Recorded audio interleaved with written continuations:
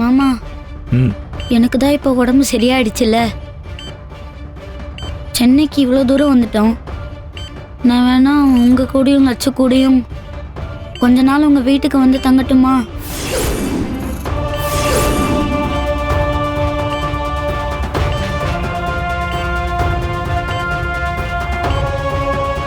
அம்மா, நான் இவங்க கூட கொஞ்ச நாள் இருந்துட்டு வரேம்மா. என்ன லட்சு, நான் வர்றது உனக்கு ஒன்றும் கஷ்டம் இல்லையே? டேய், என்னடா இப்படி சொல்ற? நீ வாடா. குட்டி, இப்பதானே ஆபரேஷன் முடிஞ்சிருக்கு. நீ முதல்ல நல்லா ரெஸ்ட் எடு. உடம்பு சரியாகட்டும். அதுக்குள்ள ஸ்கூல்லாம் திறந்துருவாங்க. லட்சுமி வீட்டுக்கு நீ காப்பரிச்ச லீவுக்கு போயிடலாம். பேஷண்ட்டை ரெஸ்ட் எடுக்க விடுங்க. எல்லாரும் கொஞ்சம் வெளியில வாங்க. எதுக்கும் கவலைப்படாத குட்டி. இனிமே உனக்கு எதுவும் ஆகாது. ஜாக்கிரதையா இரு. இங்க ஆபரேஷன் முடிஞ்சு குட்டி கண்ணை முடிச்சிட்டான். ஆபரேஷன் முடிஞ்சிருச்சா? என்னக்கா சொல்ற? எப்படி? நான் தான் பணத்தாங்க ஏற்பாடு பண்ணி அனுப்பவே இல்லையே. அப்புறம் எப்படி இதெல்லாம் நடந்துச்சு? அது அந்த லக்ஷ்மி புருஷன் இருக்கான்ல, அவன் தான் வந்து இங்க ஆபரேஷனுக்கு பணத்தை கட்டினான். என்னக்கா சொல்ற? அவன் அங்க வந்தானா? அவனுக்கு எப்படி இந்த விஷயம் எல்லாம் தெரியும்? லலிதா லக்ஷ்மி கிட்ட சொல்லி லக்ஷ்மி அவங்கிட்ட சொல்லிருப்பா போல இருக்கு. அவன் உடனே வந்து பணத்தை கட்டிட்டு போயிட்டான். காலையில ஆபரேஷன் முடிஞ்சு இப்ப குட்டியும் நல்லா இருக்கான். எப்படிக்கா நீ அவனை விட்ட? அவன் தைரியமா ஹாஸ்பிட்டலுக்கு வரானா? என்ன அவனுக்கு என்ன அவ்வளவு திமிரு அடிச்சா? டேய், முதல்ல லக்ஷ்மி வந்துட்டு போனாடா, அதுக்கப்புறம் இவன் வந்தான். நான் ஏதாவது பேச ஆரம்பிச்சாலே இங்க லலிதா கண்ணை கசக்க ஆரம்பிச்சுடுறாடா.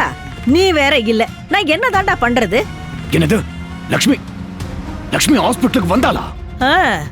என்னக்கா நீ அவளை பார்த்துட்டு சும்மாவா இருந்த? உனக்கு ரத்தம் கொதிக்கல? கொதிக்காம அதான் நம்ம கூடவே இருக்கிற ஒரு கிழவி, அது லக்ஷ்மிக்கு ஒரே சப்போர்ட்டுடா. நான் பேசிக்கா ஒரு கேமராமேன்.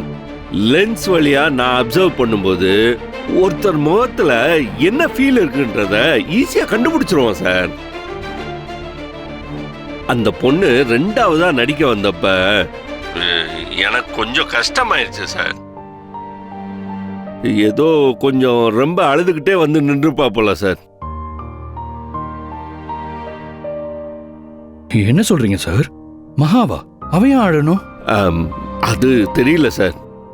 பட் அந்த பொண்ணுக்கு நிச்சயம் ஏதோ ஒரு பெரிய ப்ராப்ளம் இருக்குன்னு நினைக்கிறேன் சார்.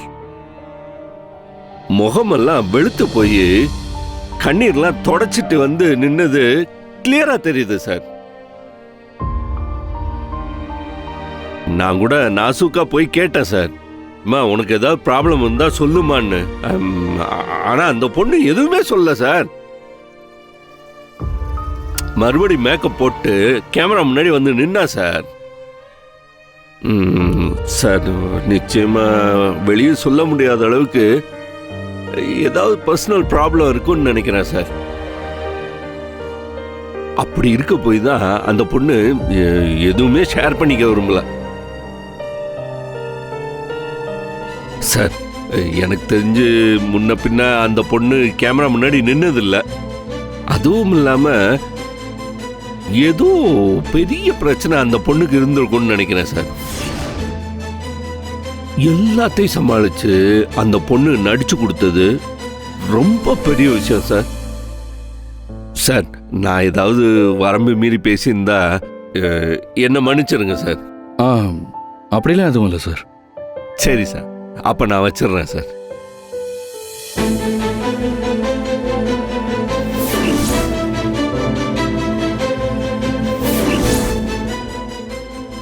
ஆக்ஷன்.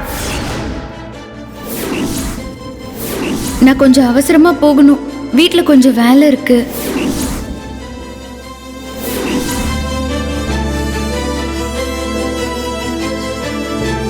அப்புறம் தான் உன்னை பார்க்கறதுக்கு மொட்டை மாடிக்கு வந்தேன். நீயே குட்டி விஷயத்தை பத்தி சொல்லுவேன்னு நினைச்சேன். பட் நீ ஒரு வார்த்தை கூட என்கிட்ட சொல்லவே இல்லை. அப்படி என்ன ப்ராப்ளம் இருக்கும்னு யோசிச்சேன். சரி, பைரவனுக்கு ஃபோன் பண்ணி என்னன்னு கேட்கலான்னு தோணுச்சு. அப்புறம் தான் பைரவனுக்கு ஃபோன் பண்ணேன். ஆஹா, நீங்க மட்டும் பணம் கட்டலன்னா பணமும் கட்டியாச்சு, குட்டியும் நல்லா ஆயிட்டான். அப்புறம் ஏன் அழற? நிஜமா சொல்றேங்க, இப்போ நீங்க எனக்கு சாமி மாதிரி தெரியுறீங்க.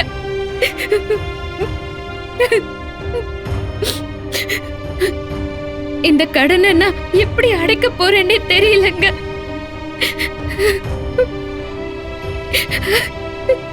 இதை ஏன் கடனா நினைக்கிற? அப்படிலாம் நினைக்காத. ஒரு வகையில பார்த்தா இது உன்னோட பணம் மாதிரிதான். நீ நடிச்ச விளம்பரம் அது எவ்வளவு பெரிய ஹிட் ஆச்சு நீ பார்த்தல. ஷேர் ஹோல்டர்ஸ் எல்லாம் எவ்வளவு சந்தோஷமா இருக்காங்கன்னு பாத்தியா? கொஞ்சம் யோசிச்சு பாரு. மும்பை மாடல்ஸை வச்சு எடுத்திருந்தா எவ்வளவு செலவாயிருக்கும். ஆனா இப்ப அந்த செலவு மிச்சம். அது மட்டும் இல்லாம நம்ம கம்பெனிக்கு கிடைச்சிருக்க லாபம் பல கோடி. அதெல்லாம் பார்த்தா இப்ப நான் கட்டியிருக்கிற பணம் பெரிய விஷயமே இல்லை.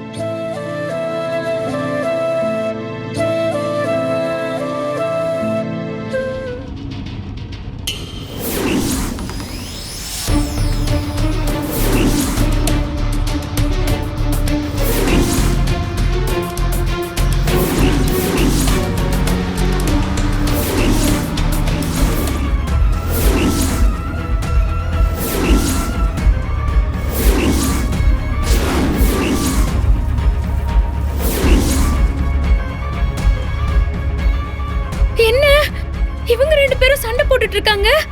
அதான் எனக்கும் புரியல. இருங்க, நான் போய் என்னன்னு பார்த்துட்டு வரேன். இரு. என்னங்க? அவங்க ரெண்டு பேரும் இப்போ உன்னை பார்த்தா என்ன ஆகும்னு யோசிக்க மாட்டியா?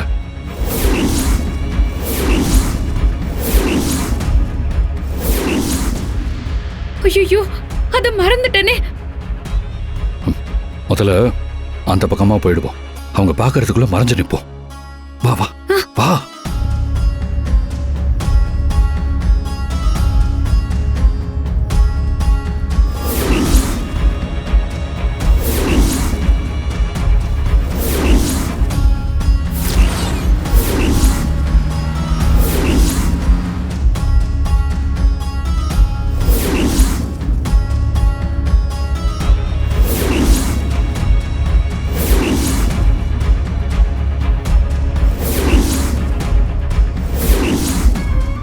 ஏய், இப்ப மட்டும் என் தம்பி இங்க வந்தா உன்னை காலி பண்ணிடுவாண்டி.